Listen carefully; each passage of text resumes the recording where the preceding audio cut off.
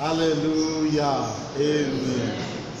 A happy new month to us all in the name of Jesus. Amen.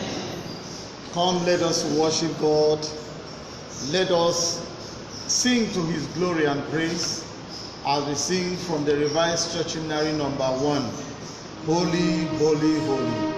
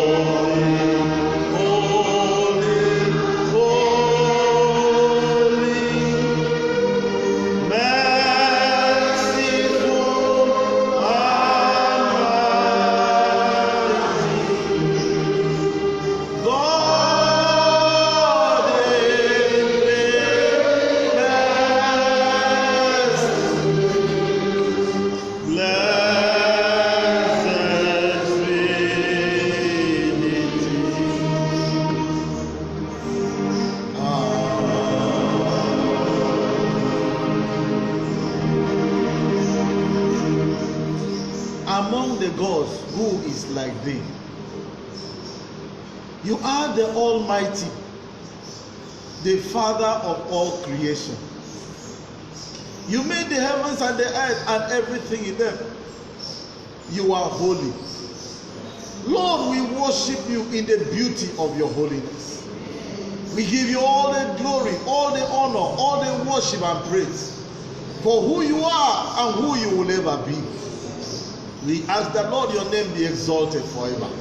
In the name of Jesus Christ. Amen. We humble ourselves in your presence, looking at your holiness. We see a reflection of who we are. Sinful men, careless in our actions and words, very foolish in our thinking and in our doing. Lord, we are sorry for all we have offended you. We are sorry that we have misused your privileges and grace. We are sorry that we have not lived the way you expect of us. We have not shone your light around our world. We have helped those who are in sin to propagate iniquity. This day we come before you, a righteous God, bowing before you, not by our own righteousness, but by the righteousness of Christ, as we confess that you have mercy upon us. Oh God, have mercy. Oh God, have mercy. Oh God, have mercy. In the name of Jesus Christ. Forgive us our sins. Cleanse us from all unrighteousness. And help us to stand right before you as we worship. That when we pray, you will hear us. That when we call, you will answer. that when we seek your face, you will not turn your back against us. Bless us in your presence, and may your spirit go with us. Inspire us through the word we read. Shine your light through our hearts, that we will understand your word, and that we will go and live according to your word. We dedicate this service to your glory. In the name of the Father, and of the Son, and of the Holy Spirit. Amen. Friends, happy new month to us in the name of Jesus. By the grace of God, this morning we take our reading from the Old Testament book of Judges, Judges chapter 7, reading from verse 1 to 8. Judges chapter 7, reading from verse 1 to 8. Hear the word of God. Early in the morning, Jerubbaal, that is Gideon, camped at the spring of Herod. The camp of the Midianites was north of them in the valley near the hill of Moreh. The Lord said to Gideon, "You have too many men for me to deliver Midian into your hands, in order that Israel may not boast against me that their own strength has saved them. Announce now to the people, anyone who trembles with fear may turn back and leave Mount, and I will shift them out for thee. If I say, this one should go with you, he will go. But if I say, this one should not go with you, he shall not go." So Gideon took the men down to the water. The Lord told him, "Separate them, those who lap the water with their tongue like dogs, from those who kneel down to drink." 3,300 men lapped the water with their mouth. All the rest fell down on their knees, and they drank the water.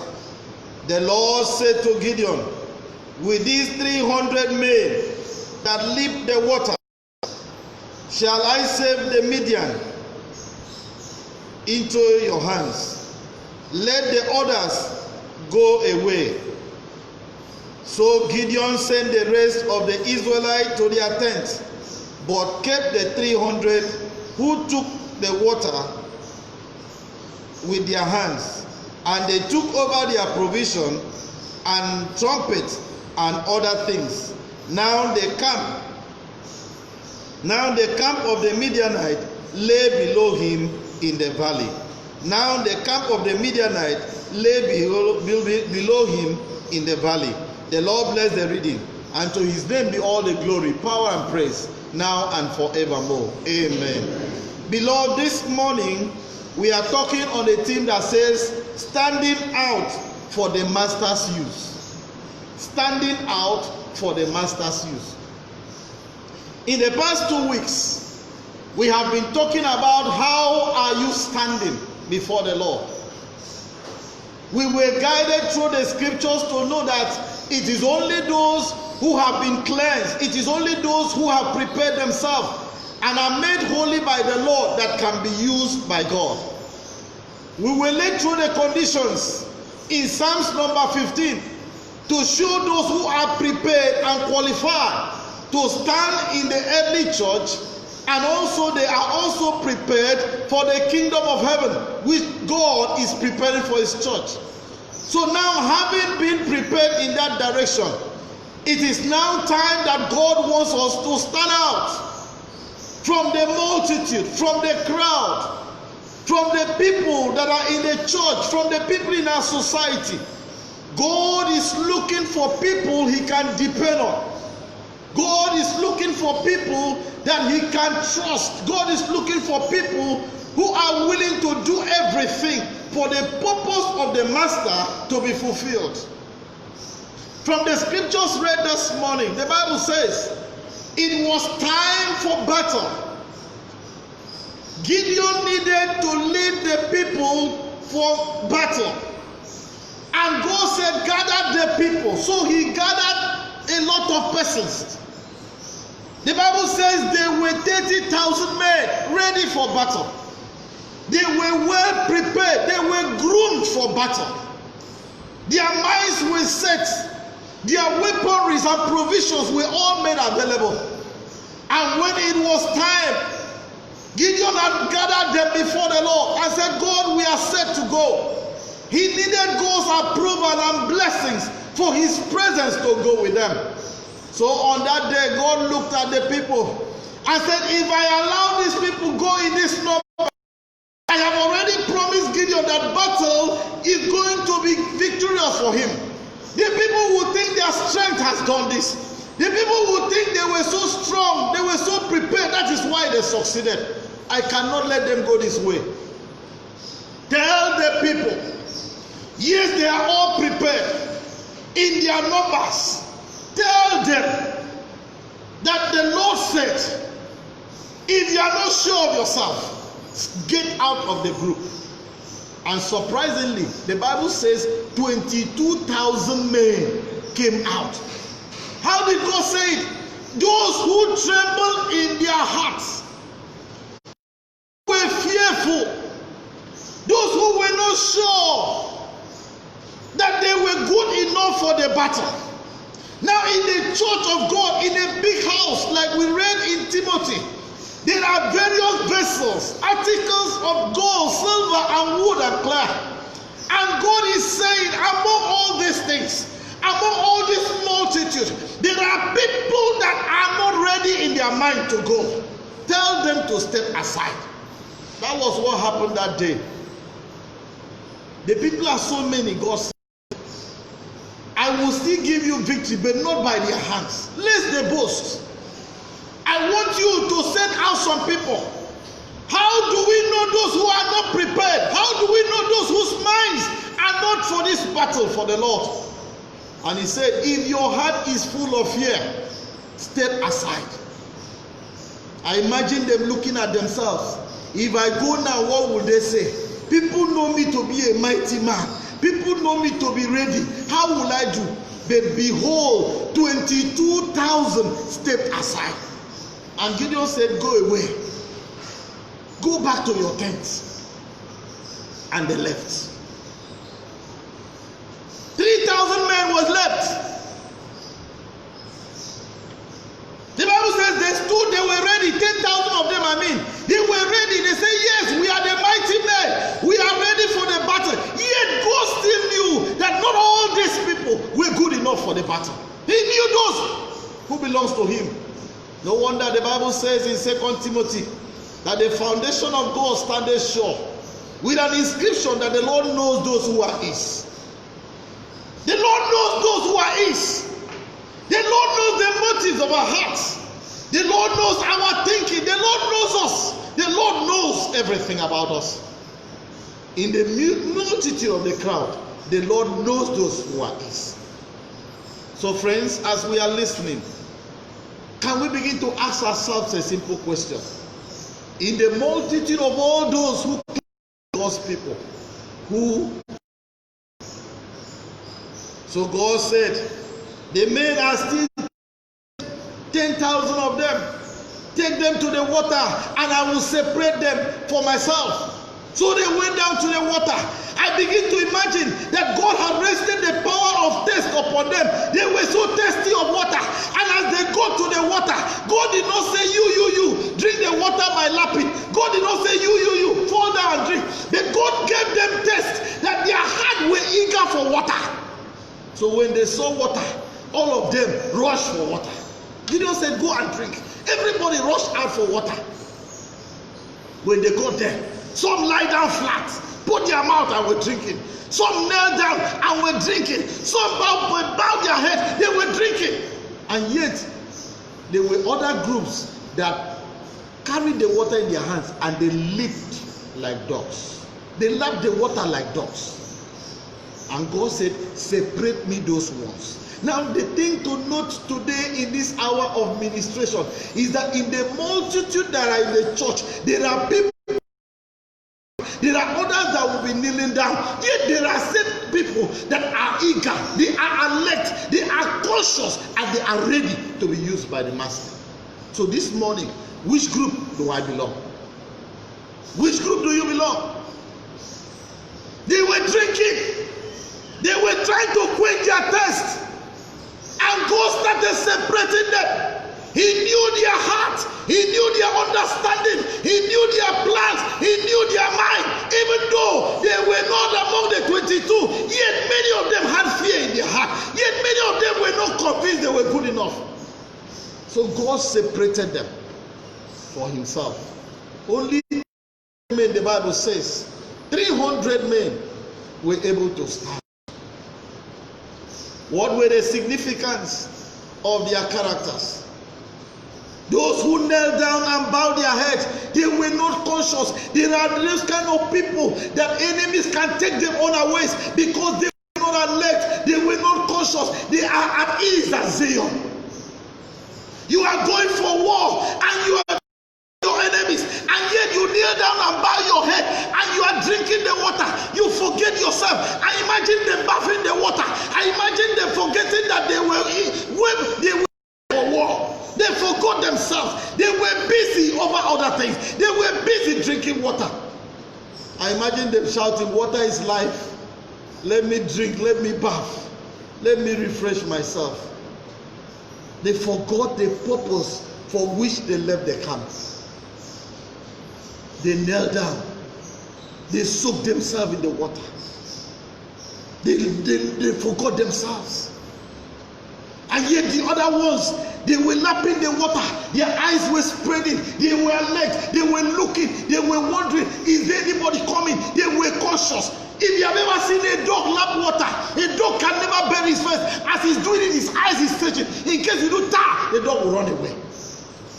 God is looking for Christians who are of the time. God is looking for Christians who are sensitive of their environment. God is looking for Christians who will be relevant at all times. God is looking for such people. Are you one of us? Now I want us to look at ourselves. Yes, from the period the church was locked down, how many have gone? Many Christians, their fire has gone off. Many Christians, their expectation is gone. Many Christians, we will need to begin to set them on fire before they can come back again. Meanwhile, let me announce and congratulate us that the period of waiting is almost over. Because we are told that from next Sunday, 9th, the church will be resuming. Praise the Lord.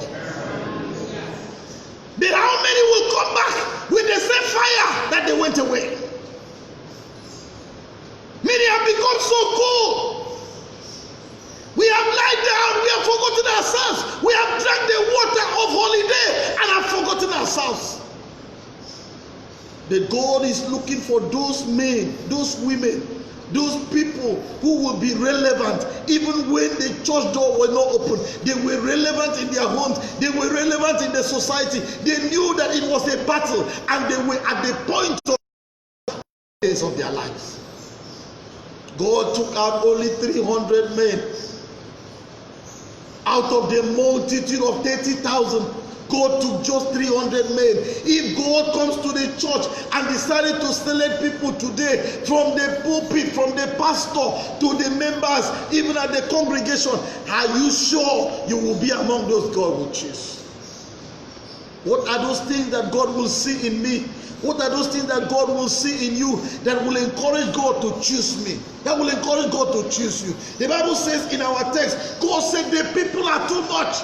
It is not that God does not allow people to come to him. Yes, he wants us to come. He was only preserving those people because he knows in salvation they were not yet ripe. He knew that it was dangerous for them to go and die when they have not yet attended God's expectation for their lives. He wanted to preserve them so that he can still give them opportunity to catch the fire and reign for God. So this morning, God is still doing separation. He's still looking at identifying our character. He's still correcting and changing things in our lives. But the question for me, the question for you today is, can we stand out for the master's use? Can we be relevant? Can we be those Christians that at any time the Lord will knock on us, we will be able to stand? Can we be alert? Can we be sensitive? Can we be relevant? That is the question for me today. That is the question for me today. So friends, I don't know who you are. Are you among the 22,000? Are you among those who lie down and forget themselves drinking water? Or are you among those who lacked water and were qualified because they were sensitive of the purpose for which God called them? Yes, the church is a multitude. And in the mixed multitude, God knows those who are His. Who are you this morning? God is looking for people who will stand out for Him. God is looking for women who will stand out for Him. God is looking for youth who will stand out for Him. Standing out not only in the church, but wherever we go, in the place of our assignment. As we go to school, as we go to businesses, as we attend to everything in our lives, in our society, God is looking for people in the midst of others. When they say, that is how they are, you alone, you will stand out and say, no, if everyone is lying down, me, I will stand. If everyone is giving up, me, I will remain. God is looking for such people. Can He depend on me? Can the Lord depend on you? I pray that the Lord will help us today. That when He's selecting people, when He's asking people to go away, He will not ask you to go away. He will not ask me to go away. But His grace shall be upon our lives, that we will be relevant in the name of Jesus Christ. Gideon saw only 3 men whom God chose. The end of the story is that God gave them victory, not by their strength. God gave them victory.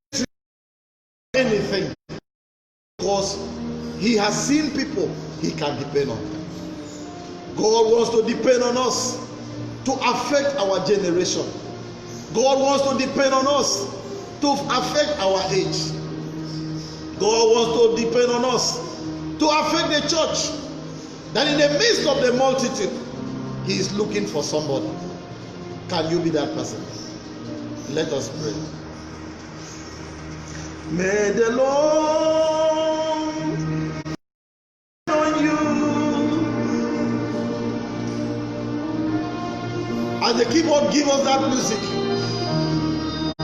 And the Lord depend on me.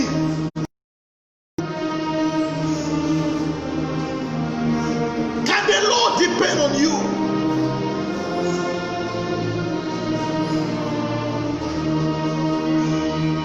It was possible that God would have said the multitude should go. But God had a big.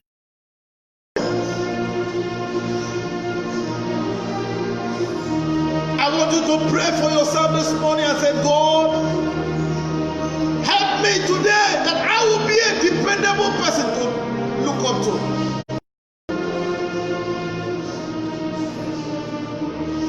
There are pastors God cannot depend on.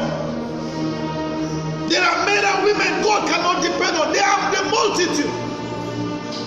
But God is looking for people. In the days of Ezekiel, in Ezekiel 22 verse 30, the Bible says, and the Lord said, I am looking for a man, but I find none.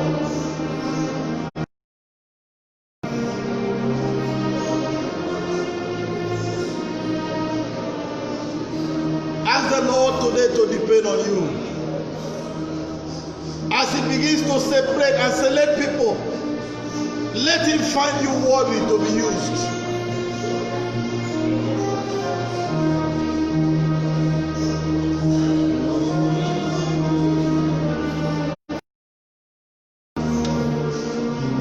May the Lord depend on you.